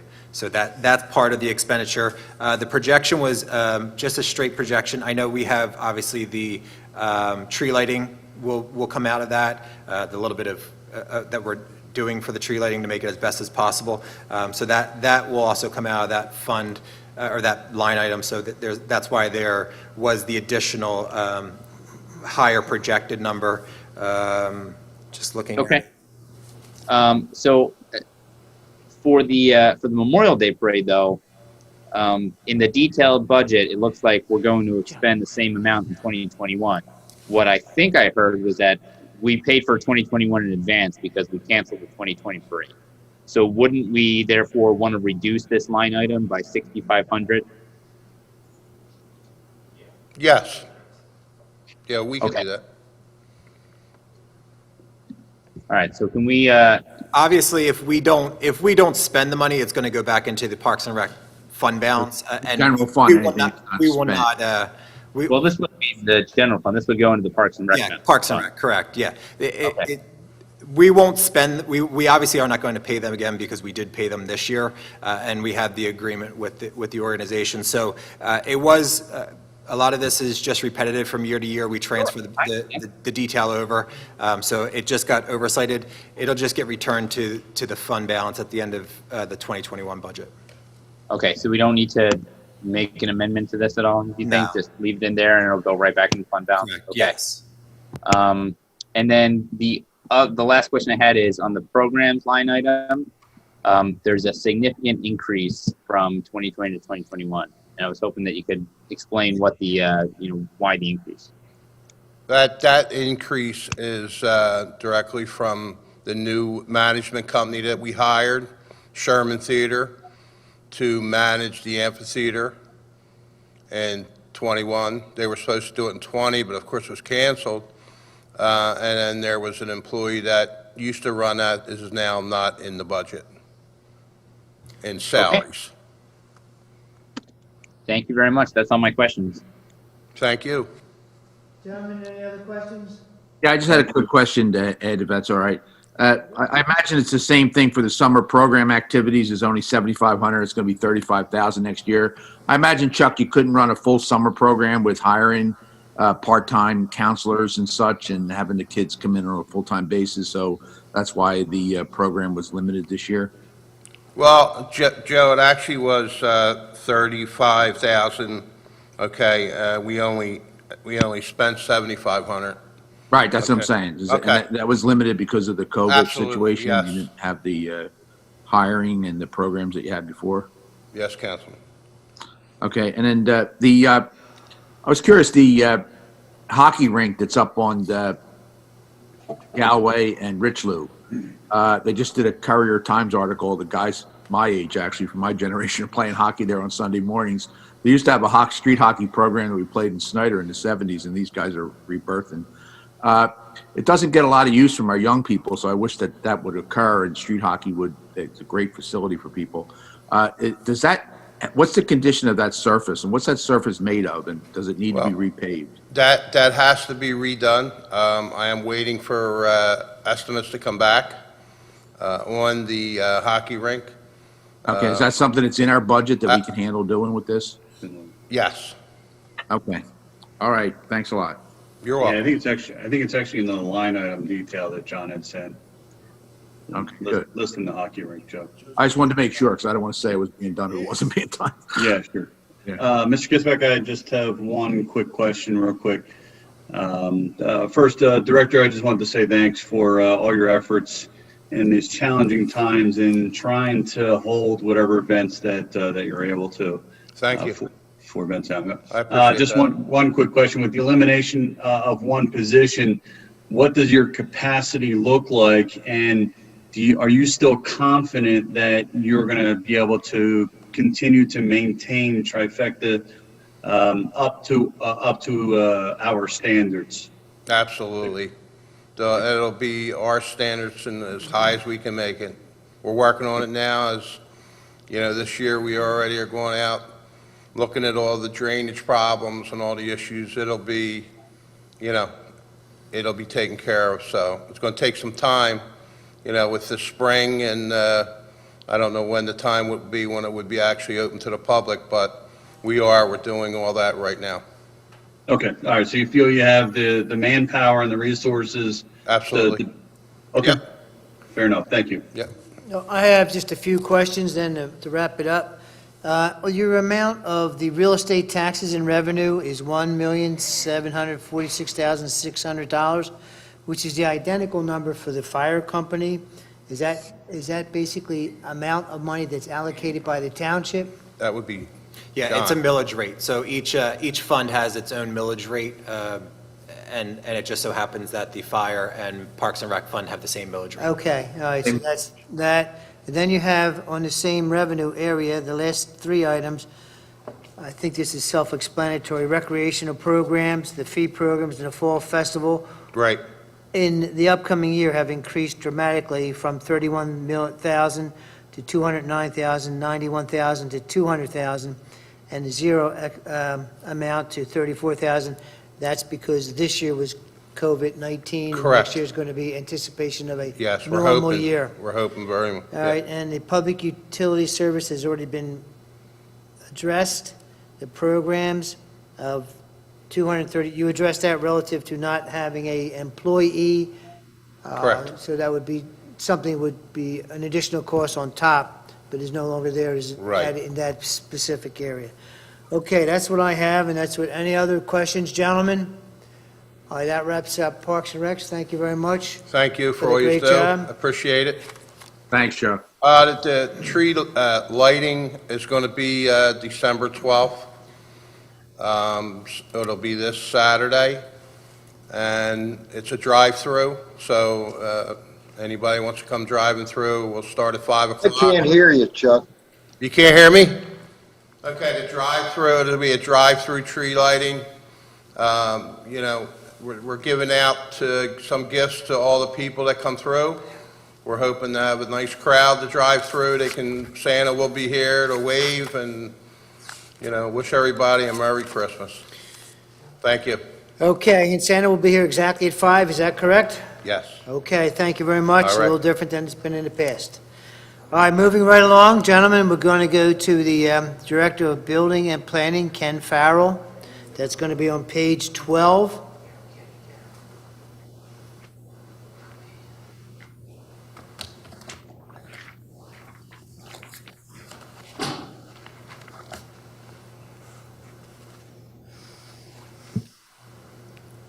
Good evening, Council President, Councilman, Mayor. We have the budget as presented. Certainly, I'm here to answer any questions. Okay, gentlemen, your pleasure. Yeah, Building and Planning, Ed, you want to go first? yeah, I'll start. You got it. Get ahead of Jesse here real quick. Tough to do tonight there, Edward. Just a couple things. The director, thanks for being here this evening. A couple increases I noticed for professional services and actually three of them. Well, let's see, 2000. Actually, no, legal services, professional services, and engineering services. Can you speak to those increases? The services have to do with our master plan. We're going through and doing the update on the master plan this year. So those increases represent those additional costs. It'll just be for this year, and they will not carry forward to next year. What is a master plan? Yeah. Every so often, every 20 years or so, we go through and we update what we call our master plan, is where the township wants to go, where development can occur, what kind of development. It's a document that's roughly about an inch thick that we use in grant applications. We use as a master plan, as a direction, a roadmap on where the township is going to go. So this is a comprehensive plan? Yes. Okay, just a different terminology. I guess just a different Okay. terminology. All right. And council will see this document in draft form and be able to make comments after the first of the year. We're just going through roughing it out right now so that we can bring the document to you guys. Okay. I mean, so I guess the question is, do you still intend on spending 280 when, you know, we only hit 165? Actually, we were under budget, and I guess, can you speak to that too as well? I mean, because I was surprised that we fell under budget in this particular category, only because of the fact that I know your department was still pretty well swamped, and it seemed like a lot of people were investing in their homes more so than anything, being that they were quarantined or staying at home this year. Can you speak to that a little? Well, you are correct, because our building permit line item is up as far as revenues goes. We're just trying to be as efficient as we can. The number that we use for the budget amount is historic numbers that we've used in the past. And if we're not hitting that number, it's not because we're not doing the work, it's just because we're more efficient at what we do. Okay. Since we have you, what is, at this point, are you currently backlogged? I mean, I know through the summer months, we were a little on the behind side, just based off of staffing issues and so forth. Where do we stand at this point? Well, we're fairly caught up, but again, it's a moving target because one week we could get 10 permits in Permit Center, and then the next week we could get 30 permits in Permit Center. We could get 50 the following week. It just a lot of ebbs and flows, and there's really no way to judge it, and we just manage it as best we can. Okay. All right. Can you just explain, I thought there was one other one. On the detail for the computer support, can you just explain there's a line item for Alchemy. Can you provide some background on that? Yeah, the Alchemy is our database that before we had Munologic, we put everything into the Alchemy system, which is our database. We have a line item in there that we're going to convert the Alchemy back into the Munologic, which the Munologic is a system that we have committed on and the system that we have moving forward. So we have to do that conversion at some point, and once we get all the data in Munologic, then similar to New World we have since we're not paying that fee anymore because we have the Munologic. Eventually we won't have the Alchemy. As we move everything over. So that's just a very long process because it is a big database. But once we get everything in the Munologic, then we're down to one system where everything is there. And that's the ultimate goal. You noted a long process. How long do you expect to go with this? I mean, are we going to also see this in next year's budget? You should not see it in next year's budget because the conversion should happen this year. We're planning on having it happen this year. This year, okay. All right. Thank you. Gentlemen, any other questions? To Director, to go off of Councilman Tukmajian's question, that conversion to Munologic, did it start yet? It has not started yet, no. Okay, so then why for that line item for computer tech support and equipment, is the budget listing a projection of the full $65,400 for 2020 when at least 30,000 of that is that conversion process? I did the projection number. We're in the continuation talks with Munologic to get it switched over. There was talks, COVID obviously put a big hurting on that with people working remotely from home with Munologic. So there was a possibility I thought it might happen this year, knowing that we had rebudgeted for it again next year. This way, if there was any type of carry forward, if it didn't all happen this year or whatever, but I did the projection on the number. Obviously, we're not going to hit that number, and the funds will just return to the general fund. Okay, so that amount will go back to the general fund, and we'll just we'll budget for it for 2021. Correct. Yes. Awesome. Okay. Thank you. One of the things that came up earlier was that building permits were increased for 2020 with all the work. I don't see an increase in the revenue sheet. As of today, our building permits were at 105%. So we've hit that number, and we've over that number. We're still over a month to go. Our electrical permits were at 204%. Our plumbing permits were at 145%. So people are doing, instead of going on vacations, they're putting pools in and doing stuff at their house. And by the lack of revenues on the other end, we're just trying to be more efficient on what we do. Okay, that makes sense. The miscellaneous revenue line item is reduced by $10,000. Could you explain that and what sorts of revenue streams we see in that category? Yeah. Yes. Do you want me to take it, Ken, or are you okay? No, please, John. All right. We reduced, so we used to, part of the miscellaneous is sale of maps and publications. Everything in the digital age nowadays, people aren't buying maps, they're not buying reference material because it's all online with the municipal code and everything like that. So it's all just historical numbers that we reduce because we're not achieving those numbers in the miscellaneous line. Now, the other aspect with that line, let me just double check, any type of code violations will also go in there. So if we take someone to court, they have to pay some sort of fine, that will get lumped in that miscellaneous line as well. So that's a moving target as well. Hopefully, we don't have many people, but it's a moving target. Okay. Are we on page 12? Sorry, we were referring to page 5 with revenues. All right, thank you. Sorry about that. Okay, that's all the questions I have. Thank you. Anyone else, gentlemen? I have a quick question of you. Ken, I know in the beginning we had a new computer program that your area was adapting to, and it caused some, little hiccups here and there.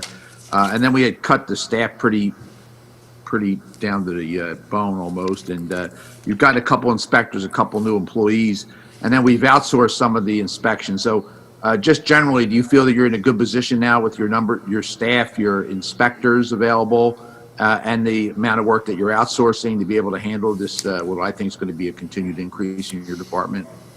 Yes, I do, Joe. What was that, Ken? Yes, I do. Well, just for clarification, they're not new employees, they're employees that we replaced. Replaced, okay. Right. Yeah, But they were missing at one time, was the point? that's correct, yes. We were down to the bone over there. But I just wondered, with their increase in that department, I just want to make sure that Ken feels that he has the employees, the inspectors, and between that and the outsourcing, that we're going to be able to handle the volume of work at least until the next year or so, and then we can address it at that point. I mean, if you're offering, sure, but no, I think we have a good staff down there, and we do a lot of work with what we have.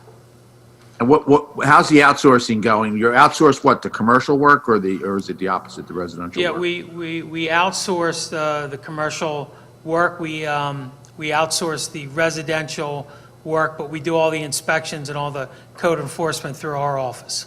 And that's working with the company that we're using? Yes, it is, very well. Okay, good. All right, thank you. Gentlemen, any other questions? Okay. Thank you. Thank you, Ken. Moving on to my favorite department. We have operations of the Country Club, Mr. Jim Bogan. And gentlemen, this will be on page 19 and 20. Mayor, council, and residents of Bensalem, page 19 and 20, I submit our bill and our budget for this year coming. Any questions, John? Is that it, Jimmy? Any questions, gentlemen? Joe, Knowles? Yeah, I have a statement anyway. Am I allowed a statement, Mr. Sure, Kuzovac? absolutely. Sometimes I confuse questions with statements. But That's good. I do want to congratulate Jim on the job that the golf course has done. We were closed down and it was like, with COVID and one arm tied behind our backs over there. And there's been some concern about the number of rounds and what was going to happen if that decreased. And when that golf course opened back up, they just handled a tremendous volume of business that went through there that was, from looking at these numbers, was able to compensate for the hit we took on the banquet side of this. So I just wanted to congratulate Jim for making up them funds that we could have really been in a hole. But the people over there, the employees over there, the plastic they put up, the way they handled the situation, they made it safe and comfortable for people to golf. Really helped us out, Jim. I appreciate the good job your staff did over there. Thank you, Joe. So there, like, on the revenue side, there's a transfer of $600,000 in. What is this for? I think, and please correct me if I'm wrong, it looks like it might be for cart paving and bridge replacement, which I saw, I think, under the capital improvements. I just want to get some clarification. Sure, yeah. The 600,000, you are correct. It's coming from the capital improvement. As was in 2020, we had intended on finishing off repaving all of the cart paths. Obviously, we were getting that process going in the beginning of 2020, and then COVID happened, all construction stops, everything stopped pretty much at that point. And then we hit the prime golf season. So we really didn't want to disrupt the course itself. So obviously, we did no repaving of any cart paths in 2020. You would see that in the reflection of the capital improvement fund that we didn't utilize it.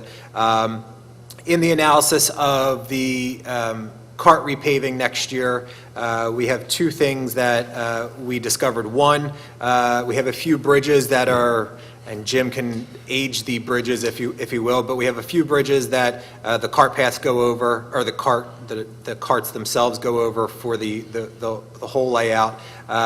The underside is becoming rotted, as well as the wood, so we're looking to put some sort of span bridge or concrete bridge or whatever. We're going out to bid on those purchases. Second thing is hole number 11, we are going to be redesigning. That's the one that runs at the corner of Humeville and Brown. We're going to redesign that hole, tilt it a little bit away from Humeville Roads due to some tree lossage that we've suffered over the years, to stop, any balls from possibly leaving the course to the best of our ability. So that's part of the redesign that's going to happen with that hole as well. Okay.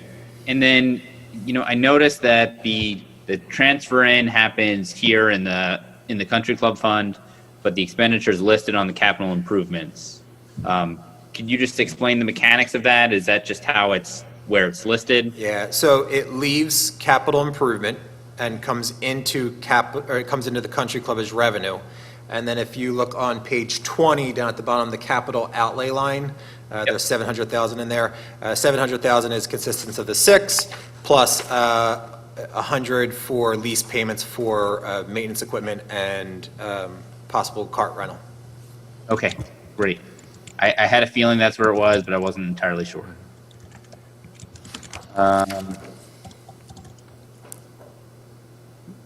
Was that a comment? No, that's all the questions I have, so thank you Okay. very much. Mr. Kittenbach, I wanted to mention one more thing I forgot, that I had called John today to discuss, and Mr. Takmajian and Mr. Sloan brought it up a couple times already, this marking items for possible COVID reimbursement. And I had talked to John about the loss that the banquet hall took, which can be directly related to COVID. And he had advised me that we have loss of business insurance. It's not covered under COVID, but we are documenting the loss for our banquet facility and the possibility of being reimbursed directly through some kind of grant or some kind of government assistance for COVID in the future. Is that correct, John? So what had happened was a majority of the events that were booked in, you are correct in the aspect of our business interruption insurance that we have on the course is if we're shut down because of an ice storm and we've lost power, those type of scenarios. Because it's a virus, it's one of the exclusions on the insurance policy, so therefore we couldn't utilize that business interruption insurance as we have in the past whenever we've had to close for winter storms. A lot of our banquets that we had previously booked this year, in talking with the brides, the whomever, they've rebooked for next year. So while we have a lot of them that have rebooked towards next year, so that's where the recouping the cost will come into play, the fact that they're actually going to be having the event. Well, that's positive news. Nice to hear some positive news anyway. We also have Matt Galvin here, Yes. that runs the banquet facility in the country club. Is there, would you like to add anything? Would you like to come up and add anything to the topic that we're discussing? Don't leave us, Jen. Sure. Thank you, Mr. President and Councilman and Mayor. As you alluded to, it was a pretty difficult year for the banquet facility. Our revenues were about 50% off of budget, and as John mentioned, we were successful in moving all but one or two events from this year into next year. And actually, we took a lot of pride in the fact that none of our clients lost deposits, where a lot of other venues seized deposits and weren't flexible in working with the clients. We were able to move everybody into next year. And then we also erected a tent in, I believe it was August, that actually saved about 22 events that would have canceled between August and the end of October. So we actually recouped the tent cost and were able to salvage a part of the season. So it's been a difficult year for all restaurants and banquet facilities, ours included, and we're hoping for a speedy recovery. Okay, thank you. Yeah, thank you. I have a question, this will be addressed to Jim. And it's in general nature, but the green fees, the range, and the pro shop revenues, all the revenues are down, and that's contributing? Our greens fees? Yeah, yeah. No, we're up. Okay, well, I have Yeah. projected 159,856, Yeah. and I have it projected for the budget at 125,000. So our budget projections for 2020 are up compared to our 2020 budget numbers. However, we did reduce them back down in 2021 to relatively to where we had the 2020 budget set. We would love for these numbers to continue. There has been a golf boom. Yeah, but the stay-at-home orders got people out of the house to play a lot of golf, and that's what's saved us. Okay, so I mistakenly was saying that it's down, but that's for the projected into 2021. Correct. The actual numbers for 2020 We're way have ahead. literally increased. Or dramatically. So you're hoping that would be the same for next year? Yeah, I think with COVID, there's been a new increase in golf throughout the area and the country because it's active. We were able to get out. We were shut down for 6 weeks, and we're still ahead of last year. That's what I heard, that's what I Yes. thought. And your salaries basically are up, projected Yeah, there's an next year? addition of one employee. So it is coming one in. employee, that answers that question. Yes, sir. And way down on the general and administrative expenses, there were 2 building repairs. What buildings are we talking about? It's not a lot of money, but it's Yeah. from 16,000 to 25,000 and 23,000 to 60,000. Yeah, John. Yeah, so the building repairs is just the general maintenance of the buildings themselves. We had slated some painting, some stuff like that, but we actually didn't do it. But the breakout, again, is the COVID separation, because obviously they had to put shielding in there for the Owl's Nest as well as the pro shop. So that's where you'll see the little bit of breakout of the 1,500 in the COVID line for building repairs. But mostly it's just general building maintenance Okay. of what we need to do. Okay, I wasn't sure it was a specific building you were doing something with. All right, thank you very much. All right. I mean, Mr. Gisbeck, I'm struggling to hear, and I know you touched on the salaries. So are we adding one employee? Is that what I heard? That is correct. Okay. In grounds maintenance. To go back to the budgeted expense numbers and not knowing what next year is going to look like, do you still feel that that's warranted at this point?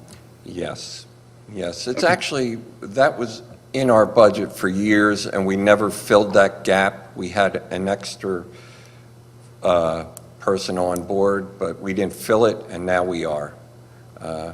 I'm assuring you that he is well needed. Okay. All right. Thank you. Okay. Thank you. Gentlemen, any other questions? Okay, that concludes, thank you, Jim. Thank you. That concludes the presentation from our directors. I'm going to, at this time, ask the mayor if he would like to make a comment, and I'll bring him on board, as well as when we go to after the public comments. Mr. Mayor?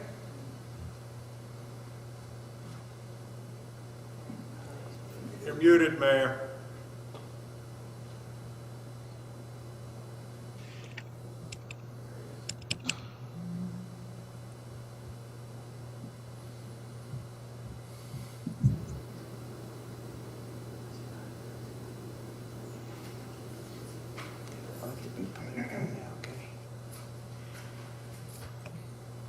Asking for comments. If he wasn't- okay.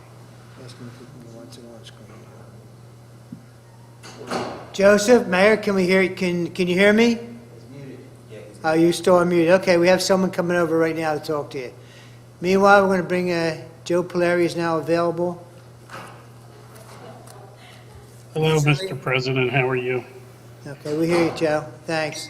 Joe, Sorry I'm not real involved today. Personal problems here, so we're taking care of. But I am here. I am paying attention, but also taking care of my family emergency also.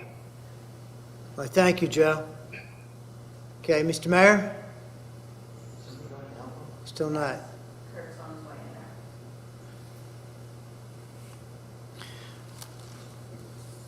Okay, while we're waiting for the mayor, I'm going to ask the council members if they would like to make any comments. And I'll ask Mr. Can you hear me now? There he goes. Yeah, I can hear Yeah. you now. Why did it go off Zoom for some reason? The whole Zoom went out on my end. Anyway, are we at the end of the budget? Yeah, Mr. Everything's Mayor, done, I'm asking and you. you're asking for me. Well, number one, I would like to wait to the end of the budget Well, for we're right comments. You haven't voted on it, have you? No, we have not voted on it. Well, I would like to after you complete that, to me. Okay, I If can that's do okay that. with you. That's no problem. And then from here, then we're going to go for individual from our council members. If anyone would like to make a individual comment, I just have a few last questions, Mr. Kisselbeck. absolutely.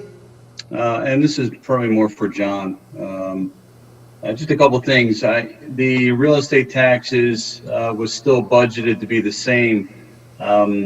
No expected collection issues. With what's going on this year, I had assumed that we might have we run into some trouble with that. What's your thoughts? My thoughts are, we're finding that real estate taxes are staying steady, staying current.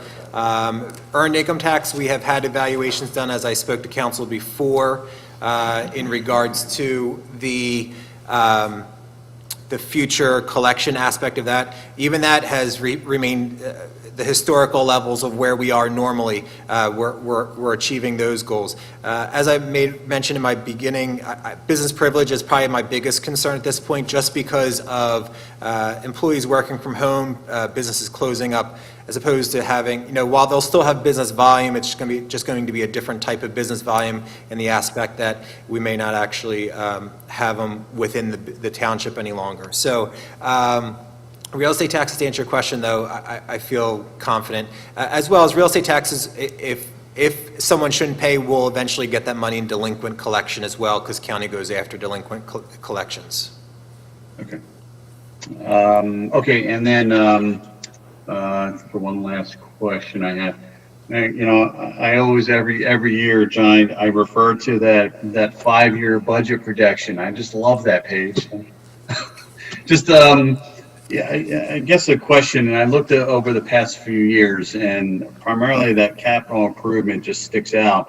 2019, you had 2.2 listed budgeted across the future years. 2020, you had 700,000, and I think there was one year where there was $0. But this year it looks like it's you're at 700,000. It always seems to be, every year seems to be different. It just seems like there's some inconsistency there. Can you explain that? So the 700,000 itself is a project that we know is going to go forward. That's basically stormwater management. It's the DEP unfunded mandate that we have out there. I know for sure every year we're going to have to be dumping money into that particular program. As far as road repaving projects, they are on an every other year scheduling basis. But again, we evaluate that yearly to see if there's any type of necessity.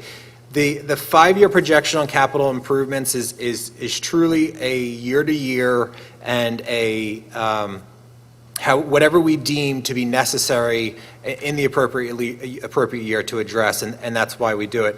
Obviously, the capital improvement fund itself needs to be funded somehow. So if I was to put in there $5 million in the projection, or in the future year projection, I wouldn't necessarily, I don't know how I would be funding that. I don't know whether council would approve a bond issuance. I don't know whether we'd be using trust fund money. So all those things come into play in the evaluation of each year, where we see where general funds winding up, where we see what our needs are for capital improvement.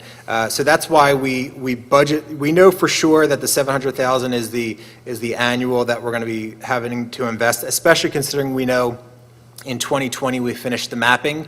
So starting in 2021, we actually will start having to do measurements of outfall to see where sediment is coming out, as well as basin reconstruction and whatever else is necessary to reduce our effect on the environment as far as our stormwater management processes. So that's where I stand with it. If there's anything else, I'll certainly be able to answer. Yeah, no, that's fine. I mean, and zero, I was mentioning only because you're right that the expense was 700, so I was just looking at it as a net to zero. Yeah, every year we looked at a budget, and we do have expenses under that line item as far as capital improvement. So I just feel like it's not necessarily wholly accurate as far as providing some type of projected ending balance. However, with that said, I do recognize the fact that there are monies that sometimes go back into the general fund, which then offsets that, and I get that. But okay, that's fine. All right, thanks for your work putting this together. Appreciate it. Thank you. John, with one of the things that you mentioned is the road repaving project is every other year. I did see that on the capital improvements expenditure this year, and I wanted to ask about that. Are we restarting a township-wide program? Because it seems like we've completed the second of our efforts to repave the township roads. I guess this last one took about 8 years, doing about 25% every 2 years. So are we restarting this again? Yes, yeah. So yes, to answer your question, in 2019, we finalized the second version of road repaving. So in essence, we're starting our third process. Our roads get beat. I mean, there's no doubt about it, between trash truck traffic and commercial traffic and just the amount of vehicles that are on the highways. Our roads get beat. We evaluate it every year, and some years we have to address things, and our Public Works Department has been able to start addressing potholes with a better patch job with the addition of the skid steer and their process. So they're doing a better job of trying to delay potential road repaving that would happen. However, we are on the third phase of a road repaving project, so that's what we're starting again in 2021. Let me add to that, Jess. Some of these things that come up are emergency things. Some of the roads get in very poor condition, and we have to fund, not as a 25%, but maybe as an emergency condition on a certain amount of road. So we don't know that exactly all the time, but we get a report from the engineers, and we work from that to be able to fund that year, or try to fund that year what comes up. Absolutely. And I want to go back to Ed Tokmajian for a second on the 5-year budget. A lot of that, as we go along, you see where you need more money, we have to cut back from where we're doing somewhere else.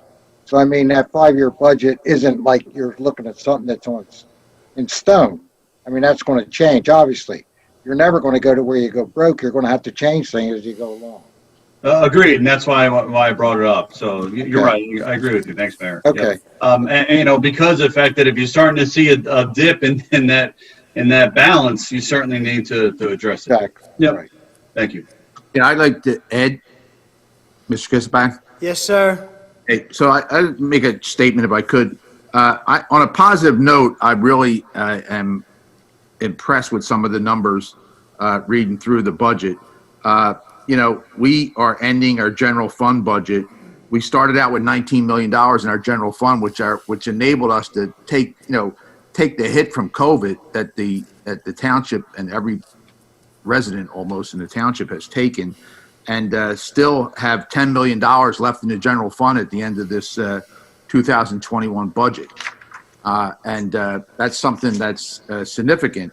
And we were able to do that because the casino and the mayor, again, was with Tommy Tomlinson and Gene at the time, I think, fought for that $10 million that we were guaranteed from the casino from as a host town, and we're getting $10 million, and the casino really stood up during a time when they were closed down. They still held their end of the deal and came through with that money for us. Now we might take a little bit hit on the table portion of it, which brought it up to 11.8. We may take a little bit of hit on some of that revenue if they're closed down again or something. But that 10 million is pretty solid, and that's been a good anchor for us. And also the earned income taxes, 33% of our budget, and that does not hit seniors. We protected the seniors to be able to stay in their homes during this difficult time. It doesn't affect unemployment benefits that people that get from the state, especially emergency money from the federal government. It doesn't affect any kind of passive income someone would have as investments.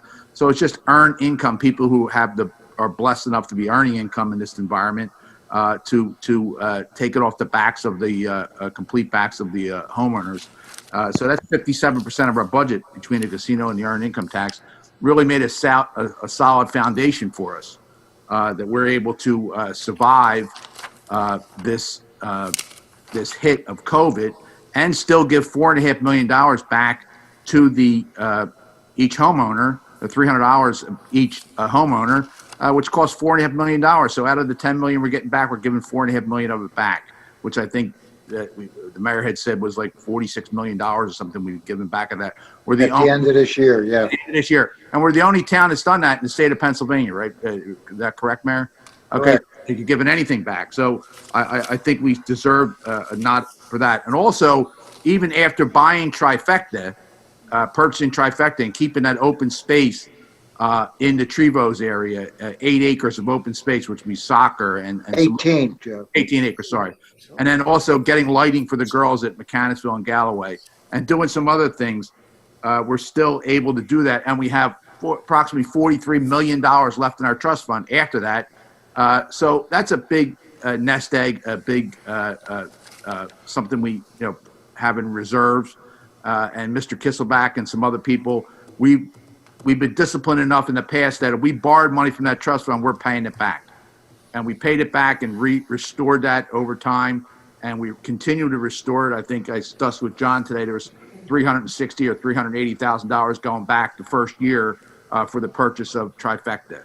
So we're keeping that trust fund, we're keeping that prudent reserve in the background, and because of the discipline of the council, the administration, the mayor, and our finance department, and working as a team, we're able to take on COVID, and 65% of our budget goes to funding a police force that is way above any other police force in the state of Pennsylvania. Our programs that we have, we're a step ahead of everybody else, and I just think there's a lot to be proud of here.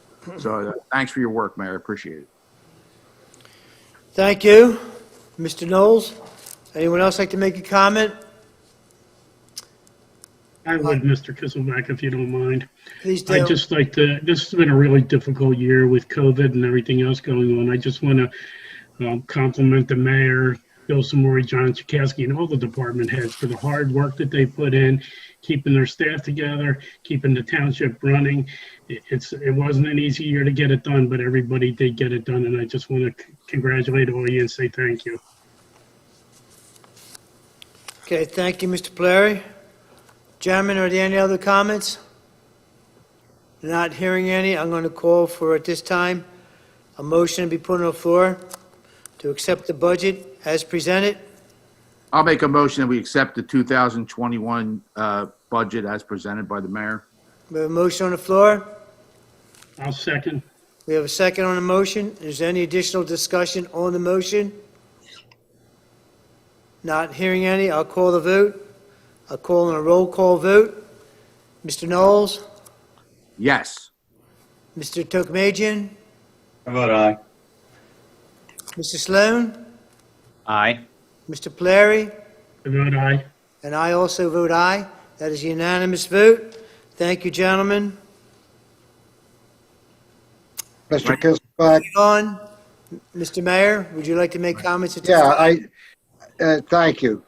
I just want to thank everybody. Council, it's a team effort. We're all working together. The council went through the budget. I appreciate that.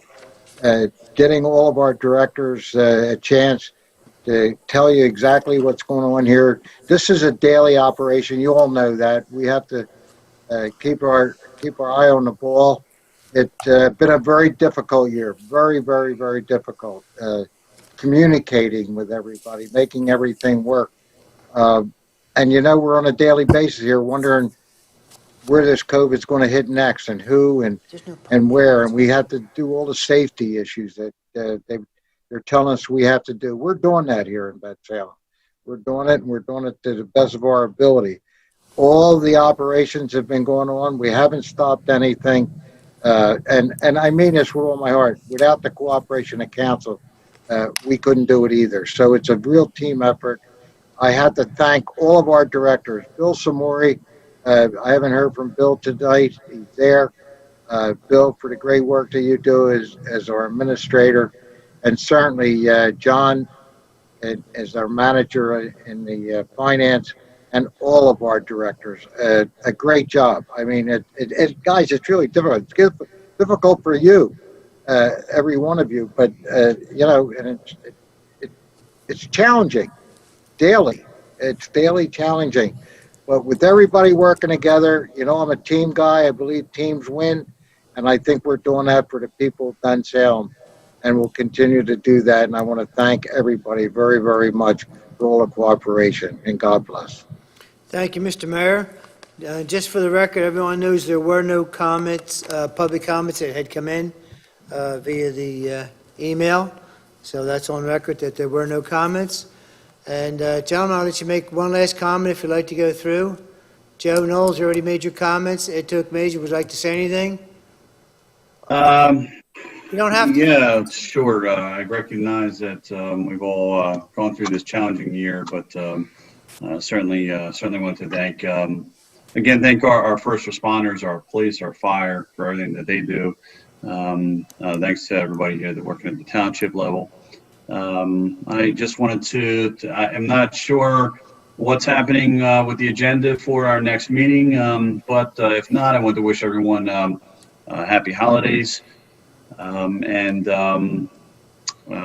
Polera, I hope, Councilman Polera, I hope everything is all well with you and your family, sir. Thank you. Thank you, Ed. Thank you. I think that covers it. Thank you. Councilman Sloan? I just want to thank everybody for their time. I know this was probably the most challenging year that any of us can remember in a very long time. So thank you to the mayor, all the directors for your hard work. I highlight that even in such a trying time, we council members are able to come together and keep working hard for the township. Case in point, the acquisition of that trifecta property for Trevos, like Mr. Knoll said, that's going to be an invaluable addition to township resources for that area. So, looking forward to, going into another year of working well with everybody. Again, I'd like to echo Councilman Tokmajian's sentiments. Not sure what's going on in terms of our next meeting, but happy holidays to everyone. And Councilman Polari, definitely best wishes to your family. Okay, Councilman Polari, if you're there, please. I just want to thank everybody for your wishes. It's been a rough week and going to be another rough week for me coming up, and I appreciate everybody sticking by me. Prayers would be much appreciated, and thank you very much for your thoughts. All right, thank you, and I'm just going to reiterate what was said this evening. Very, very grateful to our department heads that we have. We have great people who take their responsibility very seriously.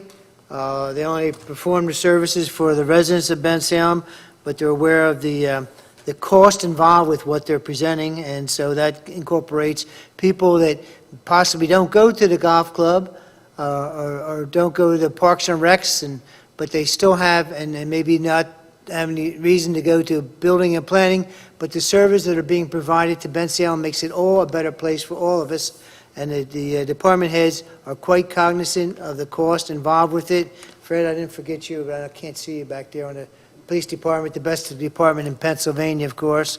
That being said, we thank you for everything that you do on a daily basis, just considering your job not to be a job, but a profession and something that's very important to you, as well as the residents of Bensalem. The administration, Mayor DiGirolamo, thank you for leading us in terms of taking us from the 20th century to the 21st century and moving on. Your administration, we can't thank you enough. Bill Samori's been around as long as we've been around, as long as I've been around, and Mr. Polari, that's for sure. And keeps on, he's like that bunny rabbit that keeps on ticking. He keeps a quiet profile. Yeah, He certainly gets the job done. And young John Chakowski is certainly a young financial director, but he's certainly doing a wonderful job for us. He knows his business, and he's made us whole on many occasions. So thank you, gentlemen. I don't want to forget our solicitor, Joe Pizzo. I'll let him going to have the last word, but he's remarkable in what he does and keeps us safe and keeps us out of trouble. At least we think. Into 2021, we'll see what happens. But thank you, Joe. How would you like to finalize the evening? Congratulations, everyone, on navigating a particularly trying and difficult year. Everyone at every level of township government has really stepped up, and the community should know that you've been well served and should be very proud. Okay, thank you, Joe. And I'm going to finalize by saying the council we have that works together, we work very, very well together. We have different concepts of sometimes of moving in different directions, but we all come together in terms of the betterment of Bensalem, making it a place where we would all like to have for ourselves and our families. So, gentlemen on council, thank you for the year of 2020, for everything you've done for our citizens in Bensalem. God bless everyone. And I hope to see you before the Christmas holidays, but certainly have a very great Hanukkah. And again, for those who serve us in the country, remember this day is very important to all of us in America. And God bless you and have a good night. Thank you very much. Happy holidays. Good night, Eric. God bless.